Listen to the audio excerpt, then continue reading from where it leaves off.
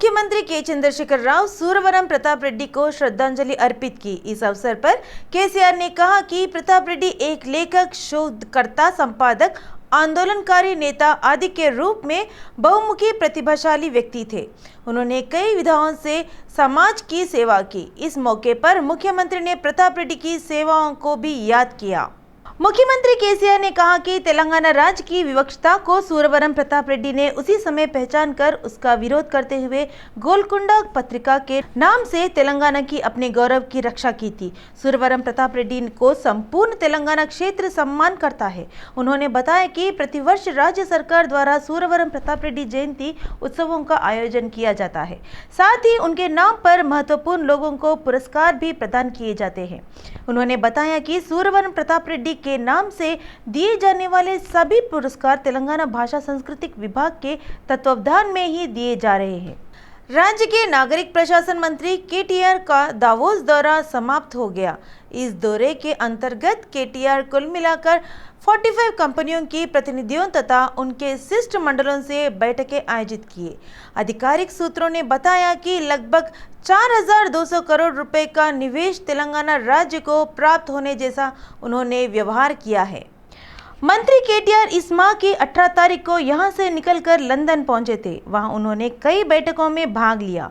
इसके पश्चात वे स्विट्जरलैंड स्थित दावोस में संपन्न हुई वर्ल्ड इकोनॉमिक फोरम में मंच से विश्व के प्रमुख कंपनियों के प्रतिनिधि मंडलों तथा अन्य प्रमुख व्यक्तियों से इस भेंट के दौरान उन्होंने तेलंगाना सरकार के सहित अन्य विषयों की जानकारियां दी और बताया कि यहां पर निवेश की अधिक संभावनाएं हैं। इस दौरे के दौरान उन्होंने कहा कि जो उनके प्रयासों से राज्य को निवेश प्राप्त हुआ है उसे स्वीकार करते हुए संतोष व्यक्त करता हूं। उन्होंने अपने इस दौरे की सफलता के लिए उनकी मदद अधिकारियों, उद्योगपतियों, संस्थाओं, यूके, स्विट्जरलैंड देशों में बसे अप्रवासी भारतीय लोगों के प्रति केटीआर ने धन्यवाद ज्ञापित किया। दिवंगत पूर्व मुख्यमंत्री नंदमूरी तारक रामाराव के शत जयंती के संदर्भ में एनटीआर घाट पर उत्सव का आयोजन किया गया। आज आलस सुबह एनटीआर घाट पर जूनियर एनटीआर कल्याण राम ने सबसे पहले वहां पहुंचकर स्वर्गीय एनटी रामाराव को अपनी श्रद्धांजलि अर्पित की। स्वर्गीय एनटी रामाराव की समाधि के पास कल्याण राम तथा जूनियर एनटीआर ने पुष्पगुच्छ रखकर अपने दादा को याद किया। आज एनटीआर जयंती के संदर्भ में उनके प्रशंसक एवं तेलुगु देशम पार्टी के कार्यकर्ता आदि एनटीआर घाट पर भारी संख्या में पहुंचे। इस समय भी स्वर्गीय एनटी रामाराव के समर्थकों का घाट पर आने का सिलसिला जारी है। एनटीआर के समर्थकों ने जय एनटीआर, जय जय एनटीआर, अमर रहे के नारे लगाते हुए वहां उपस्थित लोगों में एक नया जोश भर दिया। इसके पूर्व वहां श्रीमती लक्ष्मी पार्वती एनटीआर घाट पहुंचकर अपनी ओर से भावभीनी श्रद्धांजलि अर्पित की। జాషువా గారు చెప్పినట్టుగా ఏమి పని మీద ఇళ్ళను అడుగిడినాడో నుడువ నేర్చినంతని అడుగవలయనని మహానుభావులు ఎందుకు పుడతారో వాళ్ళు ఏమి మనకు ఆదర్శాన్ని చూపిస్తారో అలాగే ఎన్ని సంవత్సరాలైనా ఆ చరిత్రను అలాగే మిగులుస్తారు అని చెప్పుకోవటానికి ఎన్టీ రామారావు గారు సాక్ష్యం. ఆ మహానుభావుడు ఆయన జీవితంలో బాల్యం నుంచి ఆయన పట్టుదల, మాట తప్పనటువంటి మడమ తిప్పని నైజం, అదేవిధంగా పేద వర్గాల కోసం ఆయన పడ్డ తాపత్రయము, ఒక మహానటుడిగా ప్రపంచానికే ఖ్యాతి తీసుకొచ్చిన तेलुगु फिल्म जगत के चर्चित निर्देशक राम गोपाल वर्मा आज पंजागुट्टा पुलिस थाने आए। उन्होंने यहां नटी करुणा, नटी क्रांति के खिलाफ शिकायत दर्ज कराई। राम गोपाल वर्मा ने बताया कि मां ईस्टर्न फिल्म से संबंधित नटी करुणा तथा नटी क्रांति ने फर्जी दस्तावेज तैयार कर उन पर दावा डाले हैं। उन्होंने बताया कि वह दोनों फर्जी हस्ताक्षरों से उनकी फिल्म को रोकने का प्रयास कर रहे हैं। उन्होंने बताया कि वह फर्जी दस्तावेज तैयार कर हमें कर्जदार है कर प्रचार कर रहे हैं। राम गोपाल वर्मा ने इन दोनों के खिलाफ सख्त कार्रवाई करने का पुलिस अधिकारियों से आग्रह किया। इस वరకు నేను చెప్పేది అది వేరు. నేను ఇక్కడ పోలీస్ స్టేషన్కి వచ్చింది కేవలం నట్టి క్రాంతి, నట్టి కరుణ అనేది. ఎందుకంటే వాళ్ళు నటీస్ ఎంటర్టైన్మెంట్ ఓనర్స్. ఆ ఫ్రాడ్ డాక్యుమెంట్ క్రియేట్ చేసింది వాళ్ళు. ఎందుకంటే వాళ్ళ సంతకాలు, నా సంతకం ఉంది దాని మీద. సో ఈ పర్టికులర్ విషయంలో ఇంకెవరి గురించి నేను మాట్లాడదలుచుకోలేదు. సార్ ఇప్పుడు ఆల్రెడీ మీరు హైకోర్టు అప్రోచ్ చేయాలి, మళ్ళీ ఎందుకు పిఎస్ కావాల్సింది? దావా పైన వీళ్ళు అడ్డుకున్నారని హైకోర్టు మీద మేము చెప్పాము ఇది ఫ్రాడ్ డాక్యుమెంట్ అని, దాని బేస్ మీద ఇచ్చారు. కానీ ఫ్రాడ్ డాక్యుమెంట్ అని తెలిసినప్పుడు ఆటోమేటిక్గా పోలీస్ స్టేషన్లో కంప్లైంట్ చేయాల్సిన అవసరం ఉంది. So Natti Kranti Natti Karuna of Natti's entertainments. దీనికి సంబంధించి sir signature, sir letter head forge చేసి సార్ ఇంత అమౌంట్ ఇవ్వాలి అని చెప్పి చెబుతూ వాళ్ళు ఏదైతే కోర్టులో వేశారో, అంటే కోర్టును కూడా మిస్లీడ్ చేస్తూ వారు ఏదైతే డాక్యుమెంట్ తీసుకొచ్చుకున్నారో ఆ డాక్యుమెంట్ మా నోటీస్కి వచ్చిన వెంటనే, మా నాలెడ్జ్కి వచ్చిన వెంటనే దాని మీద క్రిమినల్ చర్యలు తీసుకోవచ్చు. ఇది ఒక ఫ్రాడ్యులెంట్ డాక్యుమెంట్, ఒక ఫోర్జ్డ్ డాక్యుమెంట్, ఒక ఫ్యాబ్రికేటెడ్ డాక్యుమెంట్, కావాలని చెప్పి ఒక వాల్యుబుల్ సెక్యూరిటీని ఫోర్జ్ చేసి కోర్టుని మిస్లీడ్ చేస్తూ తీసుకొచ్చిన డాక్యుమెంట్ కాబట్టి स्वर्गीय नंदमूरी तारक रामाराव की शतक जयंती उत्सव को भव्य रूप से आयोजित किया गया। इस अवसर पर एनटीआर को कई राजनीतिक प्रमुख हस्तियों ने श्रद्धांजलि अर्पित की। एनटीआर घाट पर मंत्री मल्लारेड्डी, पुवाड़ा अजय कुमार सहित सांसद नामा नागेश्वर राव ने श्रद्धांजलि अर्पित की और इस अवसर पर उन्होंने एनटी रामाराव की प्रशंसा करते हुए कहा कि विश्वविख्यात स्वर्गीय एनटी रामाराव तेलुगु के एकमात्र पुत्र है जो इतनी ख्याति अर्जित किए हैं। इसी अवसर पर नामा नागेश्वर राव ने कहा कि स्वर्गीय एनटी रामाराव को भारत रत्न की प्रतिष्ठित उपाधि प्राप्त हो, इस दिशा में वे हर संभव प्रयास करेंगे। ఆయన ఆదర్శం తీసుకొని ఆయన లెక్కనే మనం కూడా పెద్ద ఎత్తున తెలుగు ప్రజలందరికీ కూడా ఎక్కడెక్కడ ఉన్నారో మన తెలుగు బిడ్డ మన కేసీఆర్ గారు కూడా అదే మాదిరిగా పేరు ప్రతిష్టలు రావాలని చెప్పి ఆయన ఆశీర్వాదం కోసం వచ్చినాం. తప్పకుండా భారతరత్న ఇవ్వాలి, ఆయనకు అన్యాయం జరుగుతుంది. తప్పకుండా మేమందరం కూడా పార్లమెంట్లో కూడా మా ఎంపీలందరూ కూడా పోరాడతారు. తప్పకుండా ఆయనకు భారతరత్న ఇవ్వాలని కూడా కోరుతున్నాం. केंद्रीय पर्यटन मंत्री जी किशन रेड्डी ने कहा कि पारिवारिक पार्टियां देश को भ्रष्टाचार कर रही है। इस प्रकार की पार्टियों के कारण देश में भ्रष्टाचार विपरीत ढंग से बढ़ गया है। केंद्रीय मंत्री किशन रेड्डी ने कहा कि तेलंगाना राज्य की जनता अब जागरूक एवं सजग हो गई है। अब राज्य के हर एक विषयों को जनता बड़ी सूझबूझ के साथ ले रही है। उन्होंने बताया कि सैकड़ों करोड़ों रुपए खर्चा खर्चा करने पर भी हुजूराबाद चुनाव में जनता अपने पसंदीदा व्यक्ति को ही चुना है और भारी बहुमत से उसे विजयी भी बनाया है। उन्होंने उम्मीद जताते हुए कहा कि इस बार तेलंगाना में भी निश्चित रूप से बदलाव आएगा और आ रहा है। उन्होंने बताया कि टीआरएस के खिलाफ जनता अपना निर्णय देने के लिए अब तैयार खड़ी है। आज राज्य की जनता परिवारवादी राजनीति को पूरी तरह से नकार रही है। उन्होंने कहा कि टीआरएस पार्टी के नेता जी किशन रेड्डी पर चाहे जितना जहर उगल ले, राज्य की जनता जिन्हें वोट देना है उन्हीं को वोट देकर सत्ता सौंपेंगी। कुक्कटपल्ली क्षेत्र के विधायक माधवराम कृष्णा राव ने आज दिवंगत पूर्व मुख्यमंत्री स्वर्गीय एनटी रामाराव की प्रतिमा को पुष्पमाला अर्पित कर भावभीनी श्रद्धांजलि अर्पित की।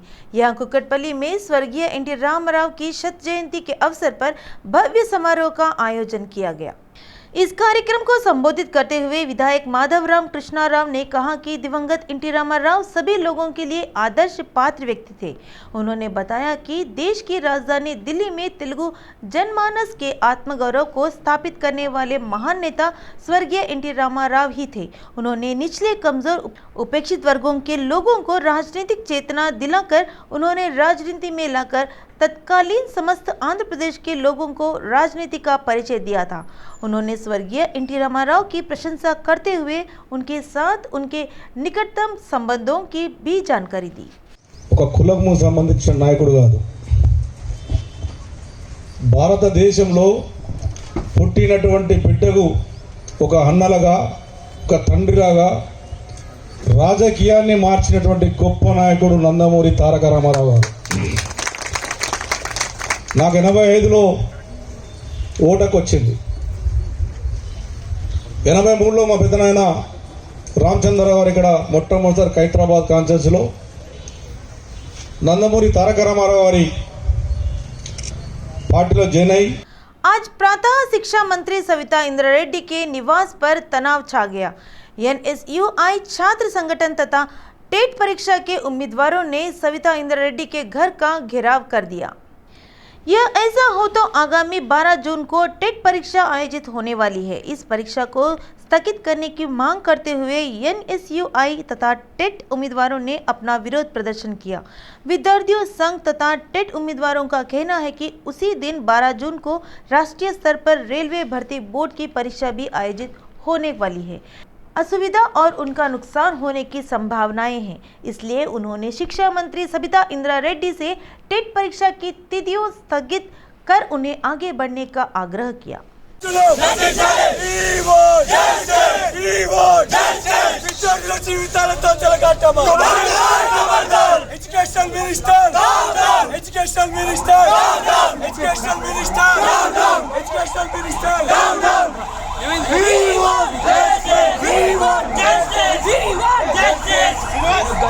हैदराबाद नगर सीमा से अधिक रफ्तार से वाहन चलाने वालों को विविध स्लैब बी में चालान लगाने के लिए यातायात पुलिस विभाग के अधिकारी मैदान तैयार कर रहे हैं।